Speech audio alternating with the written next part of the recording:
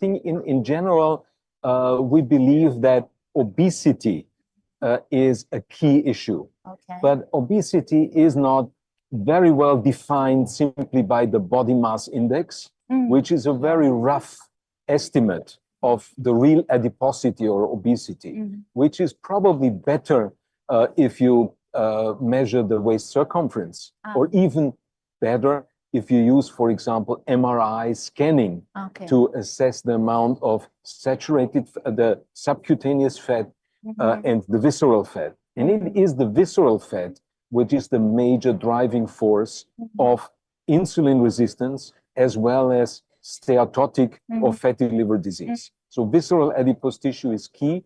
When you talk about genetic factors and environmental factors, I think there's new data that up to a fifth, 20% of the cases of diabetes relate to environmental factors. And these environmental factors are manifold. It's the temperature which plays a role. It's the small particulate matter, which is probably causing inflammation. And the inflammation, particularly the inflamed adipose tissue, is one important factor. About genes, the genetic distribution of risk factors is different across the world and across the different races and countries. And at the moment, we have to say that although there are many genetic risk factors or diabetogenes, I think none of them explains totally the difference between the groups, because the environment and the lifestyle plays such an important role.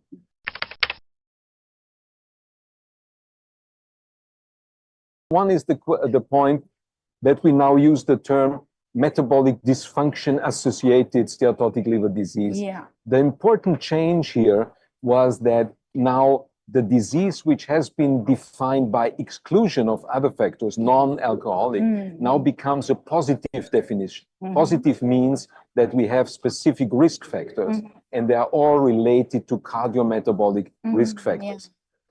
At the end, also has consequences with regard to treatments. So we now, being aware that metabolites and cardiometabolic risk is the major driving force, it's also the treatment which is more in the direction of cardiometabolic risk factors, which is even more important because the MASLD or MASLD is tightly linked to other complications of diabetes, may it be myocardial infarction, heart failure, chronic kidney disease, and others. So it has also consequence with regard to treatments. At the moment, I wouldn't say precision treatment for MASLD, because what we have currently available is more or less weight-losing drugs or diabetes, let's say, anti-hypoglycemic drugs that lower the blood glucose. So, and these drugs also work in the context of steatotic liver disease, mainly through weight loss.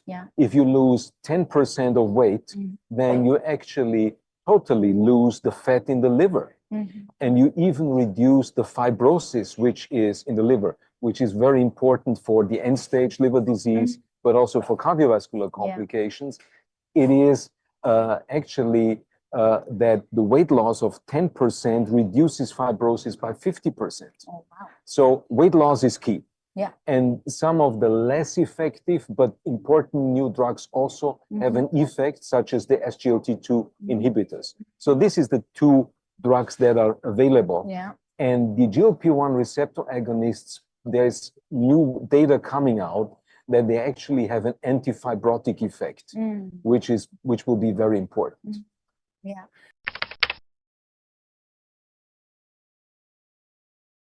This is probably very, very important because, as you say, the liver gives symptoms only when the liver disease is in a very late stage. Even with significant fibrosis of the liver, people don't feel anything. Discomfort might be a symptom, but it's very unspecific. So only when people have liver cirrhosis, then they have symptoms, but then it's too late. So what is very important is And you asked this question even before about the imaging. Yes. So if imaging tools are available, the simple way is to use sonography, ultrasound. Yeah. The drawback of ultrasound is that you recognize or diagnose only fatty liver or steatotic liver when the percent of fat in the liver is more than 15 to 20%. But steatotic liver disease starts at 5%. So you miss a substantial number. Exactly. So the best way for imaging would be MR-based, MRI imaging or MRI spectroscopy or MR spectroscopy. Yeah. So this is about imaging. However, I have to say that even more than measuring fat in the liver is measuring the risk of fibrosis. Yes. And the best way to do this, the easiest way, is to calculate the so-called FIB-4 index, the fibrosis index. And this you get easily from routine clinical data, which is the age of the person, which is the liver transaminases, ALT and SAT, and which is the count of the platelets, of the thrombocytes. From that, with an easy equation, you calculate the risk. And this is more or less then making us to decide if a person more or less can be only supervised or doesn't need further workup or is at risk or high risk of fibrosis. Then you need imaging. And the imaging is important for the fibrosis. Yeah. So you need elastography. Ultrasound is an option. Yeah. The new machines for elastography actually allow you to also measure liver fat, steatosis. So you have a risk of steatosis plus a risk of fibrosis from elastography. The gold standard of imaging also here is the MR-based elastography, which is not available in many places. So the best is do the FIB-4, calculate the FIB-4, and then use elastography. And then if the risk is increased, then of course, the person needs to be transferred to a specific hepatology clinic. Yes.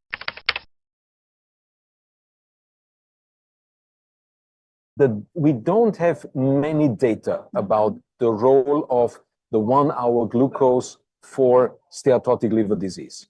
There are some publications that actually show that an increase in the 1 hour glucose associates with increased fat in the liver, but also with increased fibrosis. Okay. There are studies or data from different areas of the world. So it could be actually true, but still the studies are rather small. Okay. But it makes sense that it might play a role because the 1 hour glucose as well as the 2 hour glucose is to a certain extent referring to insulin resistance. Yeah. And the key pathogenic factor, as I mentioned before, of steatotic liver disease is insulin resistance. Yes. And that comes from the adipose tissue, but also from the liver itself. Yeah. And to this extent, to the extent that the 1 hour glucose refers or reflects insulin resistance, it is feasible and it is possible that it might be also nice as a screening procedure for people that don't have diabetes, but are at risk of steatotic liver disease. But we need more data.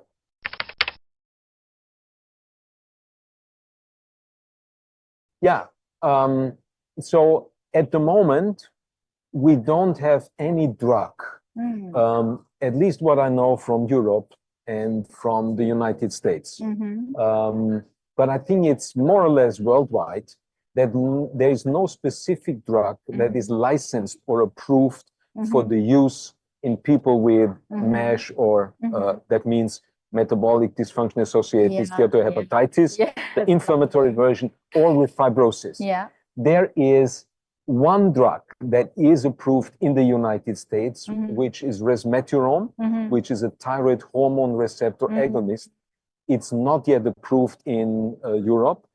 And we have, however, two drug classes that I mentioned before that have some efficacy, or let's say three, in the context of steatotic liver disease. The older studies are showing that for the insulin sensitizers, specifically for pioglitazone, which is not widely used, at least in Europe, because of the side effects of the insulin sensitizers.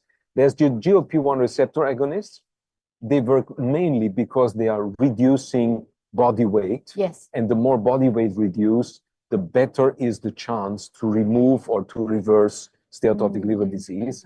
And there is actually a new study which is being published soon that might show also additional effects on fibrosis. And the third drug class is the SGLT2 inhibitors. They also cause a certain degree of weight loss. And these drugs are also effective in reducing liver fat. Of course, newer drugs, the co-agonists, such as tirzepatide, in the early studies already also show improvement of steatohepatitis as well as fibrosis.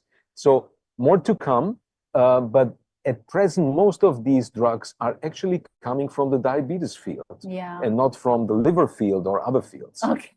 So we are in the front of probably also treating steatotic liver disease as diabetologists. Yeah.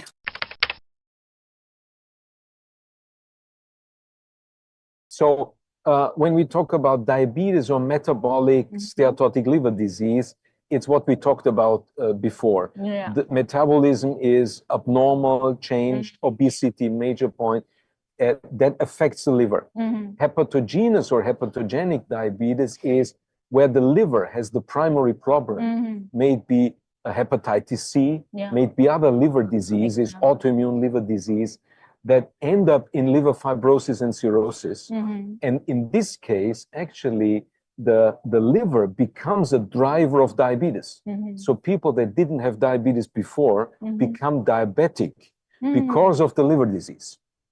And this is because of the development of insulin resistance, inflammation, and liver cirrhosis per se is where the liver becomes the driver.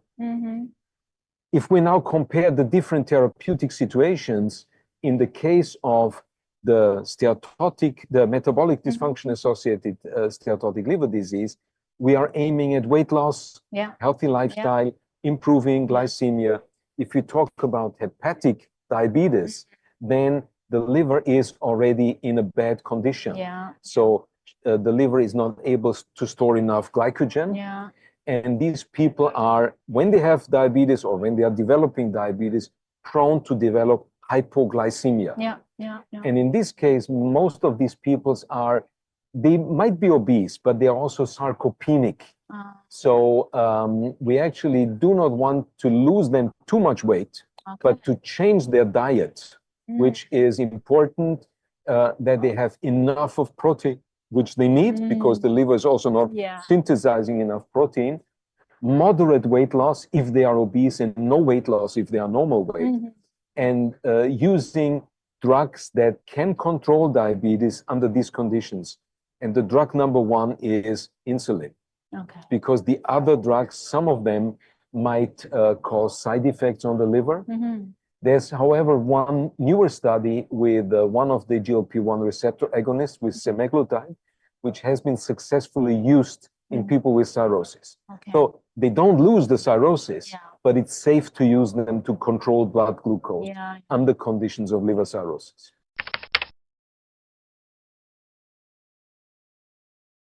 So I think I mentioned that before.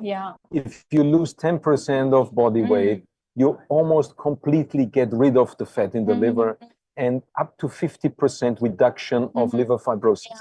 That means in people that have diabetes and have steatotic liver disease, you will not be able to reduce all of the liver fibrosis if there is already fibrosis. But you have something like a 50% chance. That means that lifestyle intervention is important, and the role of the liver is very important because it is, by weight loss, the reduction of visceral adipose tissue, and the visceral adipose tissue seems to be very important for driving steatotic liver disease. We published a paper 2 years ago in the journal Hepatology, where we actually showed that people that are obese but don't have diabetes but are insulin resistant, then in those people, if you take biopsies from the subcutaneous fat and from the visceral fat during surgery, it's actually the visceral adipose tissue that shows dramatic changes in the energy metabolism and in local inflammation. Whereas in these people that are not diabetic, the subcutaneous fat is more or less stable. So it is the visceral adipose tissue that drives inflammation that enters and also release of fat that enters the liver, because that's the next step anatomically, and that drives the disease. So by improving lifestyle, you reduce visceral adipose tissue and thereby also reduce liver fat.